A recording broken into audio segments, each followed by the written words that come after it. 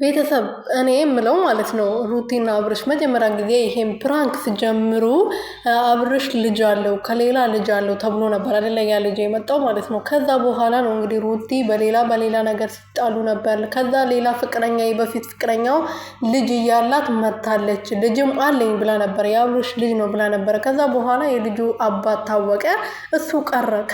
ከዛው ጀምሮ ነው እንግዲህ ወደዚህ የገቡት ይመስለኛል። ፕራንክ ብሎ ጀምሮ የማይን ነገር ውስጥ ገብቶ ተጣሉም ብለን እናስብ። እንዴት እኮ እንደምናስብ ራሱ ግራ ተጋባን ማለት ነው። ዛሬ ደህና ይሆናሉ፣ ደስታ መጣ፣ ፍቅረኛዬ ነው ውጭ ሀገር ይዞኝ ይሄዳል አለች።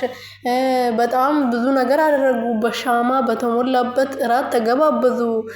በቃ አላ የሚያስጠላ ፓርት ምናምን ነበር አይደለ? እንደዛ አቅፋው ምናምን የማይሆን ልብስ ለብሳ ምናምን በጣም ያስጠላ ነበር።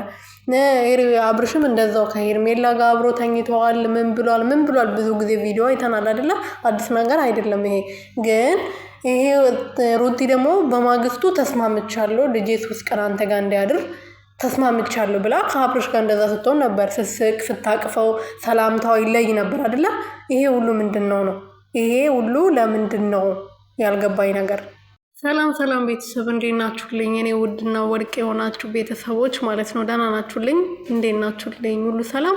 እኔ ያለው ፈጣሪ የተመሰገነ ይሁን። እንግዲህ የሩቴና የአብርሽ ድራማ ከትንሽ ነገር ላይ ተነስቶ ነው እንግዲህ እዚህ ጋር ድረስ 1 ዓመት ከምናምን ድረስ የሆነው ማለት ነው።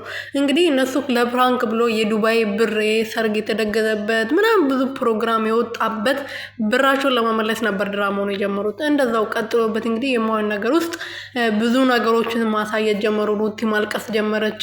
ማርክ ብዙ ሰው ለፍቷል እነሱን ለማስታረቅ ማለት ነው። እና ያኔ ሁሉም ሰው ሰርቶበታል በደንብ አድርጎ እነሱም እንደሰሩ ማለት ነው። እና አሁን ደግሞ ይበቃል በቃ እንዴ ልጅ ወልዳችኋል እናንተ ልጃችሁን በሰላም ከሱ ጋር ራሱ ብትመጡ ይታይላችኋል።